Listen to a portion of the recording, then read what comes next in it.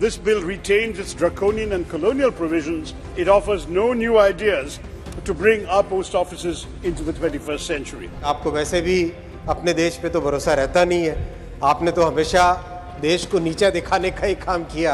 लोकसभा के winter session में मोदी सरकार कई इंपॉर्टेंट बिल्स लेकर आ रही है। इन्हीं में से एक है पोस्ट ऑफिस बिल 2023, जिसके जरिए सरकार 125 साल पुराने पोस्ट ऑफिस एक्ट 1898 में बदलाव कर रही है।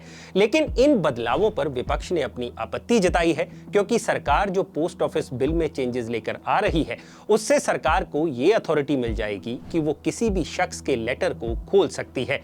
शक होने पर उसके द्वारा भेजी गई आइटम को डिटेन कर सकती है और जांच के लिए कस्टम अथॉरिटीज को भी सौंप सकती है। यानी अगर यह बिल पास हो जाता है तो सरकार किसी की भी चिट्ठी उसकी अनुमति के बिना पढ़ सकती है।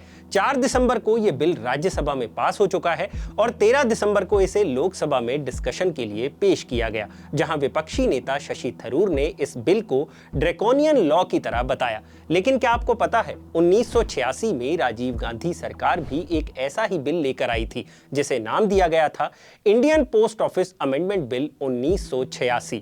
इस बिल में राजीव गांधी सरकार कुछ ऐसे ही चेंजेस करना चाह रही थी, लेकिन यह बिल कभी पास नहीं हो पाया। तो इस वीडियो में मैं भूपेंद्र सोनी बताऊंगा आपको कि मोदी सरकार के पोस्ट ऑफिस बिल 2023 में ऐसे क्या प्रावधान है जिनकी वजह से इस बिल का विरोध हो रहा है, और साथ ही बात होगी आज से 37 साल पहले की घटनाओं पर, जब देश के राष्ट्रपति ज्ञानी जैल सिंह ने अपनी पॉकेट वीटो पावर का इस्तेमाल कर राजीव गांधी के बिल को पास होने से रोक दिया था। वीडियो दिलचस्प है तो अंत तक हमारे साथ बने रहिए। सबसे पहले बात करते हैं मोदी सरकार के पोस्ट ऑफिस बिल 2023 के प्रावधानों की।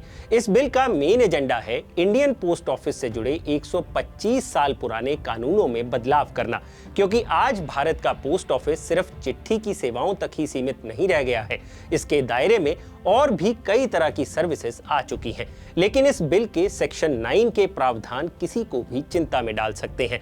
बिल का सेक्शन 9 किसी भी ऑफिसर को यह पावर देता है कि वो डाक द्वारा भेजी गई किसी भी आइटम को इंटरसेप्ट कर सकता है, उसे खोल सकता है और जरूरत पड़ने पर उसे डिटेन भी कर सकता है। बिल के मुताबिक ऐसा करने की पावर उसे तब मिलती है जब स्टेट सिक्योरिटी का मुद्दा हो, फॉरेन स्टेट्स के साथ फ्रेंडली रिलेशंस खराब होने का डर हो, पब्लिक ऑर्डर से जुड़ा मुद्दा हो, या फिर इमरजेंसी, पब्लिक सेफ्टी और किसी अन्य कानून का उल्लंघन हो रहा हो। ऐसी सिचुएशन में वो ऑफिसर किसी भी पोस्टल आइटम को जांच के लिए कस्टम अथॉरिटीज को भी सौंप सकता है। हालांकि पोस्ट ऑफिस एक्ट 1898 का सेक्शन 19 सबसेक्शन 1 पहले भी मौजूद है, जो विस्फोटक, खतरनाक, गंदे या हानिकारक पदार्थ को पोस्ट के जरिए भेजने से मना करता है। यही नहीं, पोस्ट ऑफिस एक्ट 1898 का सेक्शन 25 और 26 इमरजेंसी सिचुएशन या पब्लिक सेफ्टी को ध्यान में रखते हुए पहले बताई गई प्रोहिबिटेड चीजों को इंटरसेप्ट करने की अनुमति भी देता है। हालांकि 1968 में लॉ कमीशन ने पाया कि इस एक्ट में इमरजेंसी सिचुएशन को अच्छे से डिफाइन नहीं किया गया है, जिसके बाद पोस्ट में भेजी गई चीजों को इंटरसेप्ट करने पर कई तरह की पाबंदियां लगा दी गई थी। नए पोस्ट ऑफिस बिल 2023 का सेक्शन 10 भी विवाद का कारण बना हुआ है, जिसमें पोस्ट ऑफिस ऑफिशियल्स द्वारा मिसकंडक्ट, फ्रॉड और थेफ्ट यानी चोरी से जुड़े मामले में उन पर लगने वाली पेनल्टीज को बिल्कुल हटा दिया गया है।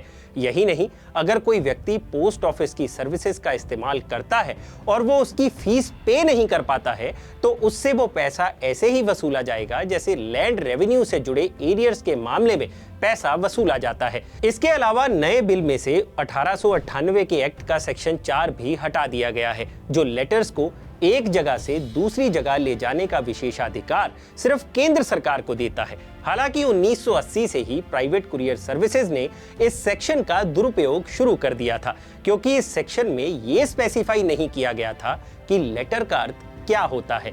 ऐसे में इन कुरियर कंपनियों ने अपने सामान को डॉक्यूमेंट्स और पार्सल्स कहा और अपना धंधा शुरू कर लिया।